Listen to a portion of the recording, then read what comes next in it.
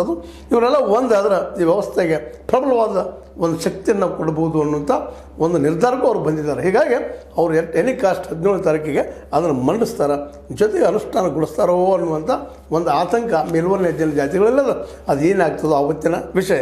ಆದರೆ ಇಷ್ಟು ಮಾತ್ರ ನಾವು ಹೇಳ್ಬೋದು ಈ ಸಂದರ್ಭದಲ್ಲಿ ಅನ್ಯಾಯಕ್ಕೊಳಗಾದ ಸಮುದಾಯಗಳಿಗೆ, ಬಿದ್ದ ಸಮುದಾಯಗಳಿಗೆ, ಅತ್ಯಂತ ಕೆಳ ಮಟ್ಟಕ್ಕೆ ಬಿದ್ದಂಥ ಸಮುದಾಯಗಳಿಗೆ ಇವತ್ತು ನಾವು ಫಲ ಕೊಡಬೇಕಾಗಿದ್ದು ನಮ್ಮೆಲ್ಲರ ಕರ್ಮ ಧರ್ಮ ಅಂತ ನಾವು ತಿಳ್ಕೊಂಡಿದ್ದೀವಿ.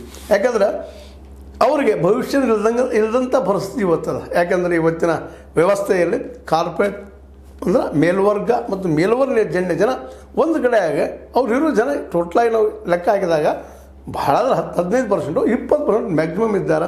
ಅವರು ಇಡೀ ಆಡಳಿತ ನಮ್ಮ ಕೈಯಲ್ಲಿ ತೆಗೆದುಕೊಳ್ಳುವಂಥ ವ್ಯವಸ್ಥೆ ಡೆಲಿವರಿ ಮಾಡ್ಕೊಂಡು ಬಂದಿದ್ದಾರೆ. ಅದಕ್ಕೆ ಪ್ರತಿ ವ್ಯವಸ್ಥೆ ಒಂದು ಈ ಸಂದರ್ಭದಲ್ಲಿ ಹುಟ್ಟುವ ಸಾಧ್ಯತೆಗಳೆಲ್ಲ ಕಂಡು ಬರ್ತಾ ಇದ್ದಾವೆ.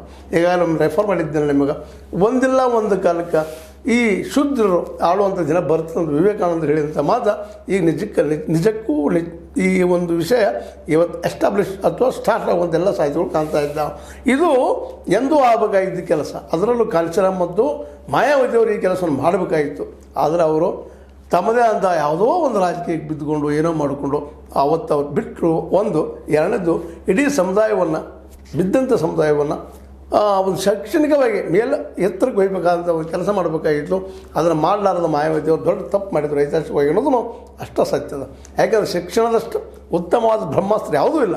ಶಿಕ್ಷಣ ಪ್ರತಿಯೊಬ್ಬರು ಸಿಕ್ತಪ್ಪ ಅಂದ್ರೆ ಅವರು ತಮ್ಮ ಬಗ್ಗೆ, ತಮ್ಮ ಸಮಾಜದ ಬಗ್ಗೆ, ತಮ್ಮ ಮುಂದಿನ ಪೀಳಿಗೆಯ ಬಗ್ಗೆ ವಿಚಾರ ಮಾಡೋದು ಶಕ್ತಿ ಬೆಳೀತದೆ ಅನ್ನೋದು ಅಷ್ಟೇ ಸತ್ಯದ. ಅದನ್ನೆಲ್ಲ ಬಿಟ್ಟುಕೊಂಡ್ರು ಆ ಸಂದರ್ಭದಲ್ಲಿ. ಮತ್ತು ಇನ್ನೊಂದು ಸಂದರ್ಭ, ನಮ್ಮ ಕೇಜ್ರಿವಾಲ್ ಎಲ್ಲ ಮಕ್ಕಳಿಗೆ ಫ್ರೀ ಎಜುಕೇಷನ್ ಕೊಡುವಂಥ ಒಂದು ವ್ಯವಸ್ಥೆನೂ ಮಾಡ್ತಾಯಿದ್ರು. ಅವ್ರಿಗೂ ಒಂದು ಏನೋ ಆಗಿ ಹೊರಗೆ ಬರುವಂಥ ಪ್ರಸಂಗ ಬಂತು.